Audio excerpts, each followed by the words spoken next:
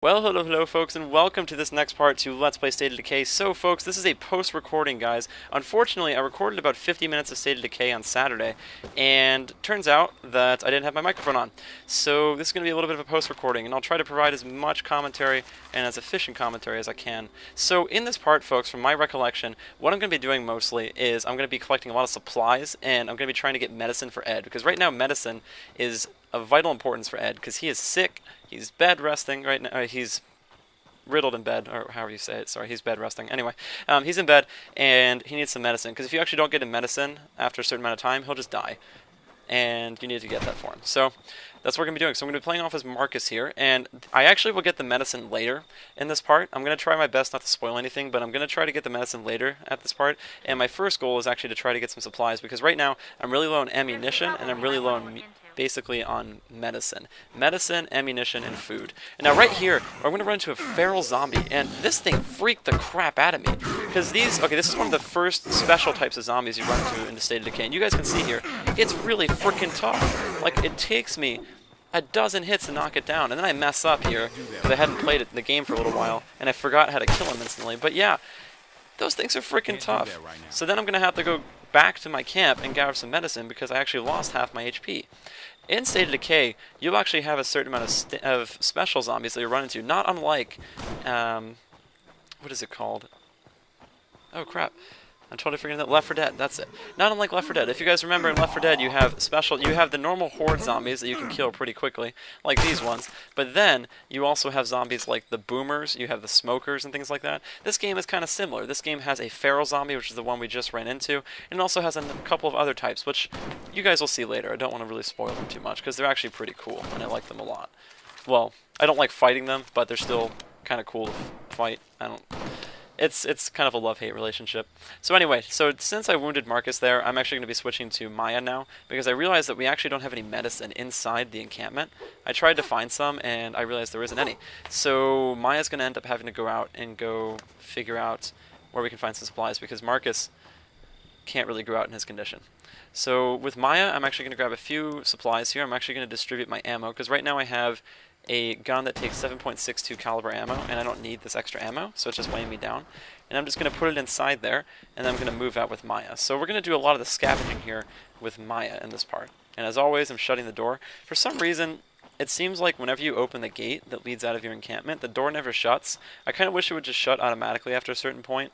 I know that's kind of like a minor gripe, but it would make it a lot easier, because the NPCs won't actually close the doors from what I've noticed, so zombies can just kind of walk in.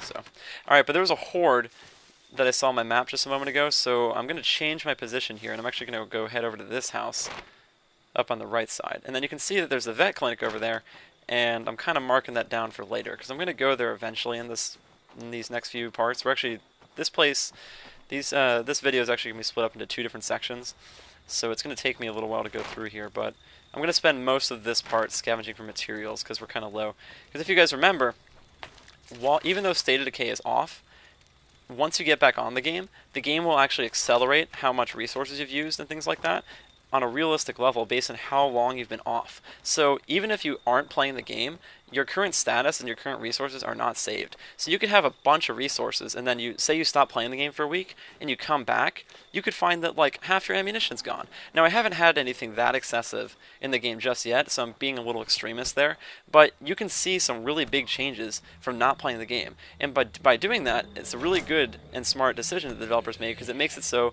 players really feel like they have to constantly play the game. Alright, so I'm going to run into these 2 zombies here, and this freaked the crap out of me the first time. And I'm going to use the hatchet to kill them pretty quickly. The hatchet, it's fast, but its problem is that it doesn't do a lot of damage. Now you can do a lot of damage with it later, because as you increase your fighting skills, you can get a fighting specialization. And with Maya, I'm going to get a sharp blades specialization later, because she has a skill called quickness, which makes it so she can move faster, and she can also search more quickly. And it's always good to use sharp weapons on a character that has quickness. Now, I was a little baffled in this part, because I don't know if they patched the game recently and made it so there's more zombies around, but for some reason, I know the zombies are more active at nighttime, but I've never run into this many zombies before, and for some reason, in these next 2 parts, you guys are going to see a lot of zombies. Even though like I'm not making a huge amount of noise in every section, Like, a few times I'll get in trouble and it's my fault, but you guys are going to see, like, in this house right here, there's going to be a crap load of zombies. Just wait. Like, just from me searching around here, I've actually attracted probably 3 or 4 zombies at this point, and I'm going to have to hold fast here and get ready to fight these zombies. So I'm going to reload my rifle here, because I think there's a lot of zombies, but it looks like there's only one. So I'm going to change my mind and then go for the zombie in hand-to-hand combat.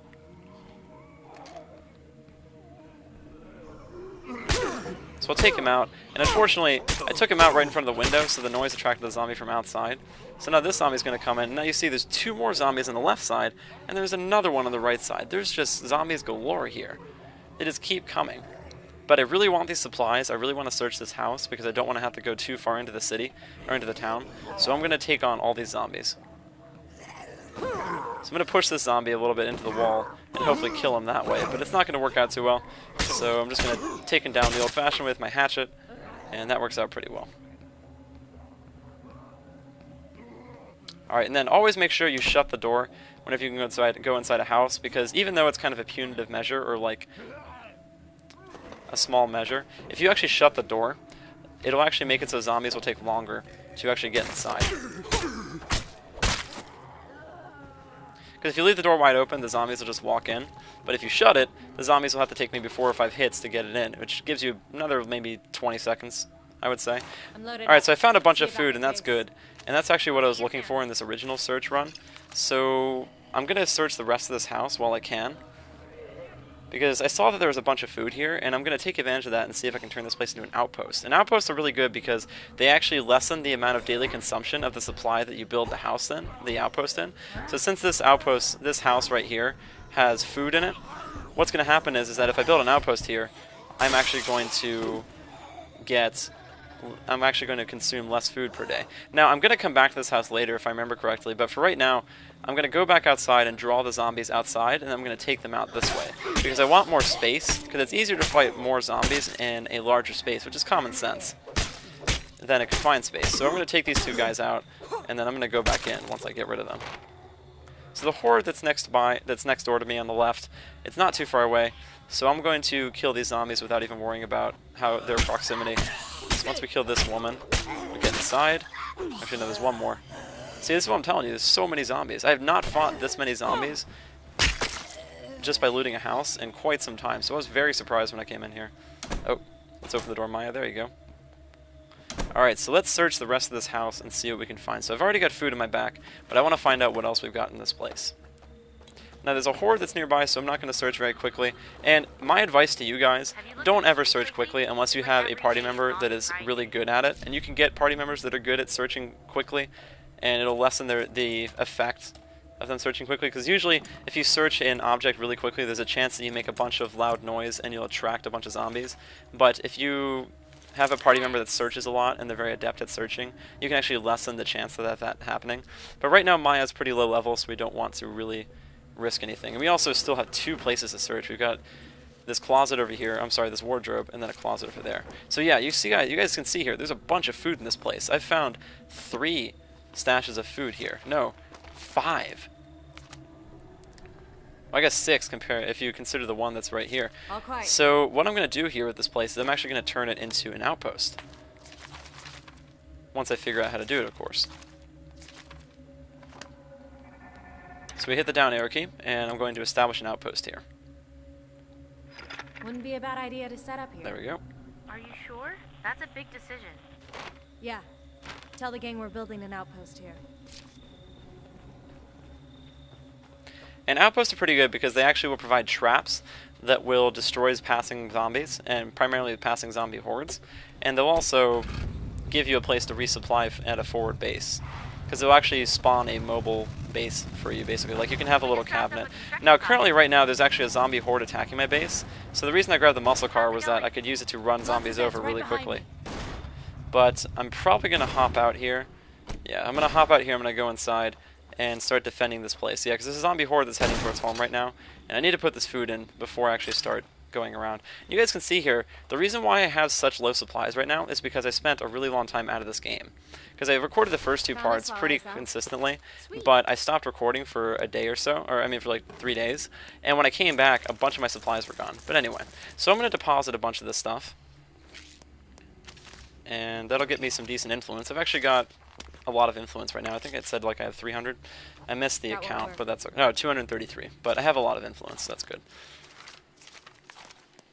And right now my hatchet is damaged, so I'm going to grab it. Now damaged weapons will still do the normal amount of damage that they usually do, but over time, if you use a damaged item a lot, they'll actually break and you'll never get to use them again. And the easiest way to actually repair a damaged item, and the only way to repair a damaged item, I guess, is to build a workshop. And that's what I will be doing eventually, but just not yet. Because it's actually, you guys will see here, eventually it's going to become a problem with the amount of weapons we have, because we won't have enough. You guys can see here I'm actually debating right now for a basic workshop, and that's what I'm going to be going for next, hopefully. But now that we have enough food, I'm actually going to be searching for medicine, ammo, and construction materials, because those are my next 3 things I need to get up. And I'm going to use them to kind of upgrade my settlement here. And I'm going to take this big car right here, because the muscle cars are really loud, and besides the police vans, I mean the police cruisers, they are the loudest cars that you can find. Okay, alright, so we're going to go on out here, and we're going to see if we can run over a few of these hordes. That's another thing, is that while I was going for these supplies, I found out there was a bunch of zombie hordes, and if you actually don't kill these zombie hordes, they will start attacking your farm, and they can actually kill your farm. So you want to try to kill them whenever you can. Cars are the easiest ways to kill zombie hordes. Now there are disadvantages and advantages for using cars.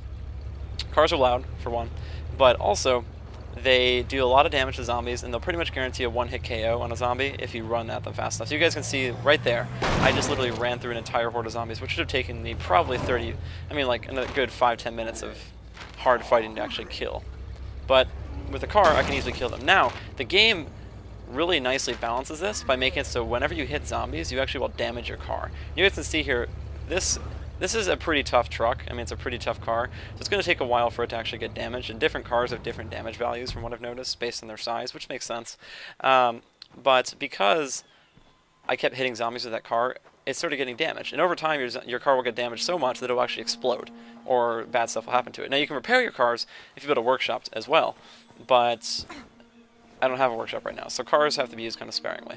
Anyway, so I'm in a construction site right now, and I'm going to start exploring this place and seeing what I can find. Now, hilariously enough, I find out that this construction site has medicine inside of it. Sit tight. I'm bringing this stuff home. Roger that. We'll be waiting.